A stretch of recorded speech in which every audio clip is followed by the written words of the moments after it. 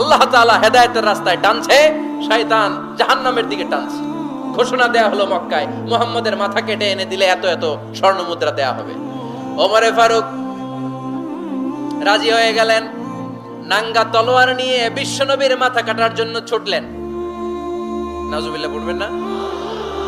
বনু জাহরা গোত্রের এক লোক বলে, আইনা ইয়া আমার, কই যাও? মুহাম্মদের মাথা কাটতে যাই। আরে মুহাম্মদের মাথা কাটতে যাও? তোমার বোন ফাতিমা বিনতে খাত্তাব আর তোমার বোন জামাই সাঈদ কদ সাবা, এরা তো ধর্ম ত্যাগ করে ফেলছে। এটা তো আমাদের ধর্ম ত্যাগ করে মুহাম্মদের ফলোয়ার হয়ে গেছে। আগে ওমর ঘর সামলাও, পরে মুহাম্মদের মাথা কাটতে যেও। ওমর ফারুক অবাক হয়ে গেলেন।